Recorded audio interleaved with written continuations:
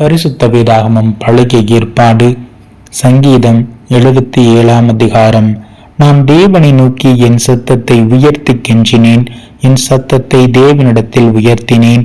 அவர் எனக்கு செவி கொடுத்தார். என் ஆபத்து நாளில் ஆண்டவரை தேடினேன். இரவிலும் என் கை தளராமல் விரிக்கப்பட்டு இருந்தது. என் ஆத்துமா ஆறுதல் அடையாமற் போயிற்று. நான் தேவனை நினைத்தபோது அலறினேன். நான் தியானிக்கும் போது என் ஆவி தொய்ந்து போயிற்று. நான் தூங்கக்கூடாதபடி என் கண்ணிமைகளை பிடித்திருக்கிறீர்.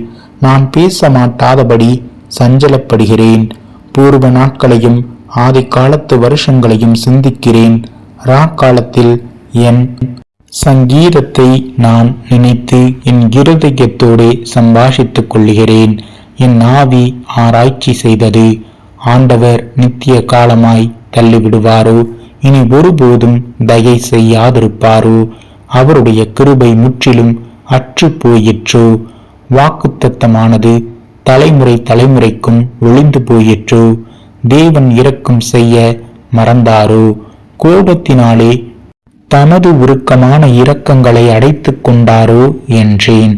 அப்பொழுது நான், இது என் பலவீனம். ஆனாலும் உன்னதமானவருடைய வலது கரத்தில் உள்ள வருஷங்களை நினைவு கூறுவேன். கர்த்தருடைய செயல்களை நினைவு கூறுவேன். உம்முடைய பூர்வ காலத்து அதிசயங்களையே நினைவு கூறுவேன். உம்முடைய கிரியைகளை எல்லாம் தியானித்து உம்முடைய செயல்களை யோசிப்பேன் என்றேன். தேவனே, உமது வழி பரிசுத்த ஸ்தலத்தில் உள்ளது. நம்முடைய தேவனைப் போல பெரிய தேவன் யார்? அதிசயங்களை செய்கிற தேவன் நீரே.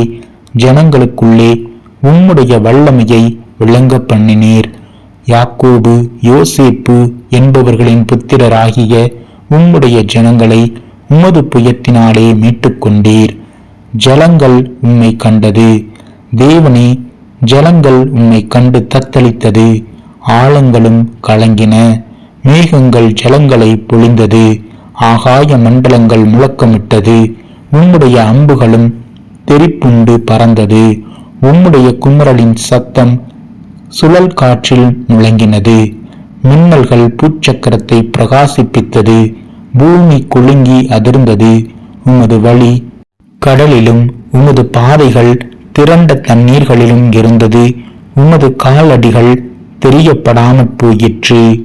மோசே, ஆரோன் என்பவர்களின் கையால் உமது ஜனங்களை ஒரு ஆட்டு மந்தையைப் போல வழி நடத்தினீர்.